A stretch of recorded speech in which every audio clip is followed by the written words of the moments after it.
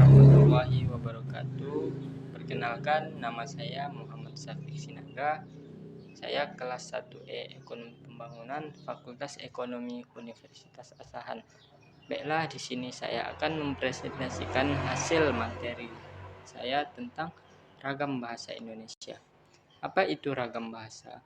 Ragam bahasa adalah variasi bahasa yang pemakaiannya berbeda-beda menurut topik yang dibicarakan, menurut hubungan kawan bicara dan orang yang dibicarakan, serta media pembicaraan.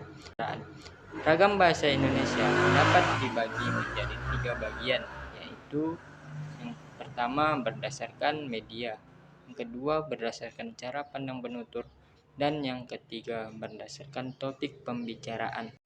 Jenis-jenis ragam bahasa berdasarkan media pembelajaran. Ragam bahasa dibedakan atas 1. Ragam lisan, dan yang kedua ragam tulis.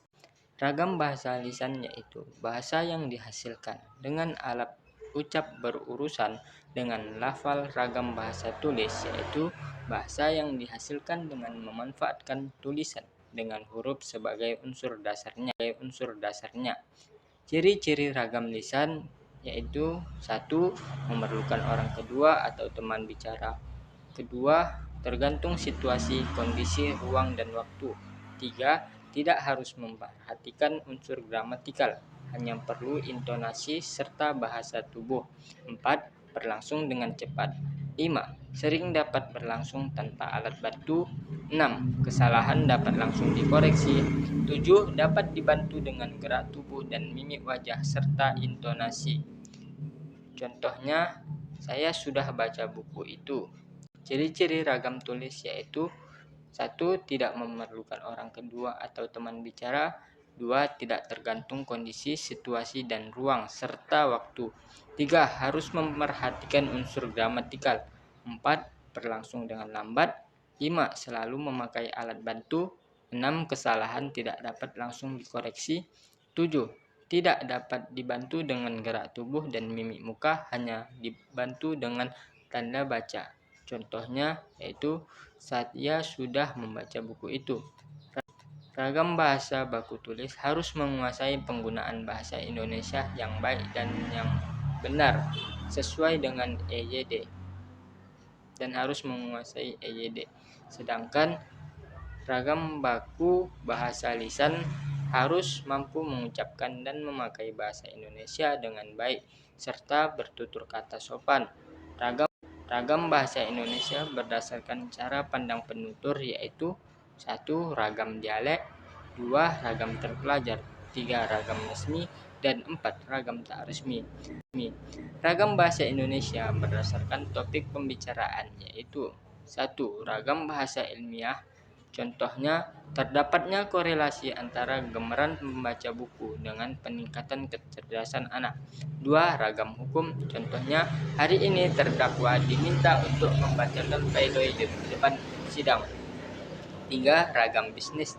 Contohnya, berdasarkan kontrak kerja, maka perusahaan diminta membayar down payment sebesar 25 juta. 4. Ragam agama. Contohnya, sabda Nabi SAW, salah satu amal terbaik adalah sholat di awal waktu. 5. Ragam sosial. Contohnya, dana bantuan sementara adalah dana kompensasi kenaikan harga BBM untuk warga kurang mampu. 6. Ragam kedokteran. Contohnya, diabetes mellitus biasanya disebut orang dengan penyakit gula. 7. Ragam sastra. Contohnya, aku ini binatang jalang. Beberapa faktor yang menyebabkan timbulnya ragam bahasa adalah faktor budaya, faktor geografis, faktor ilmu pengetahuan, dan faktor sejarah. Kesimpulan, ragam bahasa Indonesia adalah variasi kata-kata yang berbeda-beda berdasarkan beberapa faktor, seperti topik yang dibicarakan, pemakaian bahasa, hubungan pembicara dan lawan bicara, orang yang dibicarakan, dan medium pembicara. Ragam bahasa muncul karena latar belakang sosial, budaya, pendidikan, dan bahasa para pemakainya. Ragam bahasa juga merupakan bentuk atau wujud bahasa yang ditandai oleh ciri-ciri linguistik tertentu seperti fonologi, morfologi, dan sintaksis. Penggunaan ragam bahasa yang tepat dapat menjaga komunikasi tetap berlangsung dengan baik. Ragam bahasa juga dapat mempengaruhi makna atau maksud tertentu mengenai apa yang ingin disampaikan berdasarkan konteks yang ada. Baiklah, demikianlah yang dapat saya sampaikan.